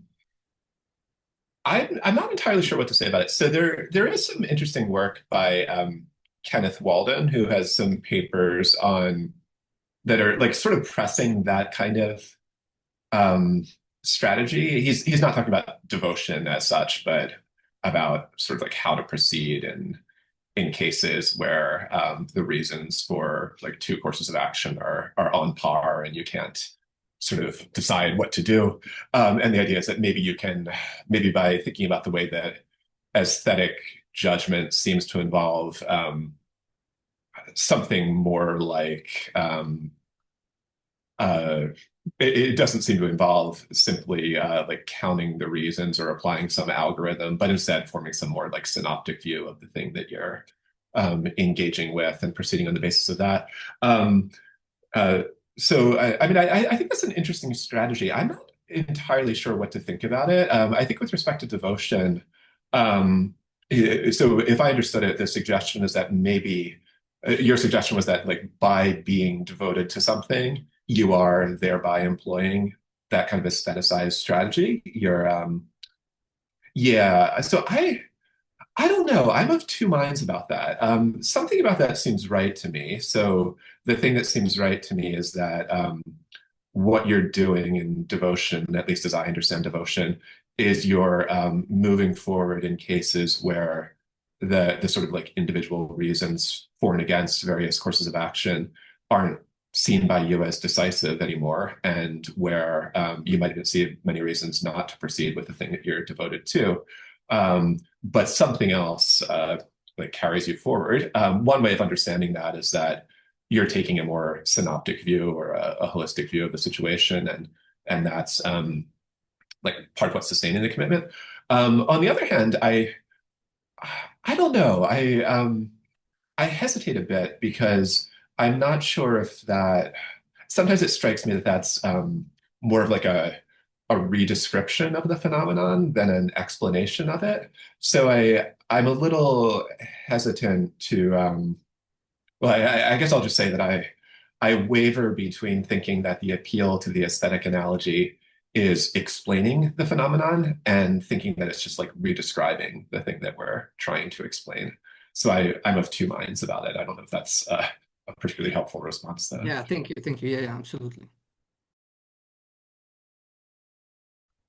There's a question in the chat. Perhaps Sarah or Dan could take it. Simply, how to deepen a person's commitment. I'm a particularly shallow person, so I'll let Sarah answer this one. Right. I guess on my framework, to talk about a deeper commitment, well, I would maybe want to avoid the metaphor of depth, but maybe talk about strength. because I agree with Paul that there are these different metrics on which a commitment can vary. But so on my framework, I would say to strengthen a commitment would be to essentially sort of, again, take this more synoptic view, think about your ends holistically. I think often in philosophy and maybe sometimes in real life as well, we sort of depict our choice situations as being these localized, what do I do about this particular practical problem facing me right now? How do I take the means to this particular end? But I think a much bigger challenge for us as agents is to stand back and think about our web of commitments all together and try to figure out, and as Angela was saying, kind of what to do when we locate conflict or we find ourselves sort of unable to live up to all of them. And so it would be a matter of managing to take that more synoptic viewpoint and figure out sort of what you're willing to sacrifice in order to pursue one thing, right, at the expense of the other things that you could be doing, or, are like you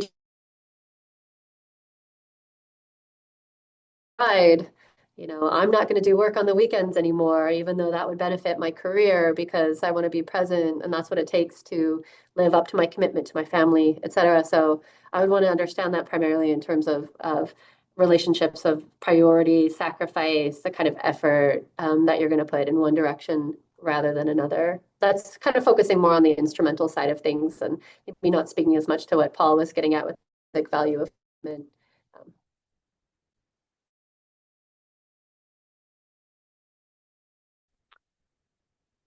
I might follow up. I have a question related to that, actually. It's about explicit and inexplicit commitments. And I was thinking about this from the standpoint of denial, where let's say you're in denial about something. Let's say, for example, your lifestyle. Your lifestyle is really bad for you, and your friends can see it, and they're trying to get you to realize this, but you're in denial. And it seems like in that kind of situation, you probably haven't, let's say you haven't explicitly committed to your current lifestyle, whatever it is. But it seems like there is some kind of inexplicit commitment there that is stopping you from changing things, right? And it could also be on commitments about beliefs, right? For example, like we can go to climate denial, where you may not be explicitly committed to whatever it is you don't want to give up if you had to acknowledge climate change, but you are committed on some level such that you don't want to admit that this thing is happening. I just wonder if you have any thoughts on that. Should I take that one? Or yeah, or anybody? Okay, I'll just start and then other people can jump in. Yeah, no, that's really interesting. I mean, I want to take on board the idea of an implicit commitment. I think you're right that, this is going back to something Daniel said too, it's really not the case that we always sort of explicitly reflected and chose to take on a certain set of commitments, be they epistemic or practical. And so it can be kind of revealed in what you do when you run into a certain situation or problem. Right, and so how do we understand that? I mean, and how do we then sort of manage to, like, is there a sense in which we can question those implicit commitments, or are those only ever revealed? Like, I mean, I don't know how helpful this is, but I'm drawn to the idea of kind of, and this is maybe related to something that Niccolo was getting at in a way. I think part of what, like, commitments need to help us overcome our the pressures of a momentary perspective and be able to help us step outside of that moment and use the fact that we have a more diachronic existence that we could think of aesthetically or narratively, but we don't have to. But if we think about ourselves as beings that persist over time and that have these different kind of perspectives on the same question, from various moments in our lives, then sometimes what we can do when we run into something that seems sort of intractable in the moment is kind of think about how we felt about that thing before in the past, or even try to anticipate a future perspective from which, maybe right now it seems as though you have a set of implicit commitments that prevent you from doing anything about climate change. Maybe you can try to adopt a future perspective and sort of ask, is that what you will be happy with sort of in the future? Will you think that you lived up to a sort of more holistic or diachronic sense of what you thought was important or what you wanted your life to be about. And so I would want to kind of marry the idea of these implicit commitments also with kind of diachronic perspective that can help us elicit what the commitment is, not just at a moment, but also over time. I don't know how helpful that was, but I don't know if Paul or Daniel want to add anything. I mean, I agree with what Sarah's saying. Like, I think that we often discover that we're committed to things in a way that wasn't apparent to us at the time. So I think, for example, sometimes by deciding something or trying to form a commitment, you can actually discover that you have some other commitment that you haven't recognized that's sort of blocking it or making it impossible to proceed. But I do think it's tricky because I think I want to treat commitments as volitional or agential in a way that makes them not entirely passive. So that, they're different than mere compulsions or mere inabilities to do things. They're in some sense actively maintained. So I think that generates some puzzles, right? So we want to make sense of the idea that a commitment is in some sense active or volitional, but also that it's not always a thing that you recognize. It's not always an object of full consciousness. And we can often be quite confused about what our commitments are and discover that only through acting. So yeah, but in general, I want to agree with everything Sarah was saying and just emphasize how obscure our commitments can be at some times. Thanks. So it is 11 o'clock. So unless there's any last question, we can stop here for tonight. Thank you everybody for joining. Thank you the presenters for your wonderful presentations. I don't know if if Paul wants to say anything at the end, but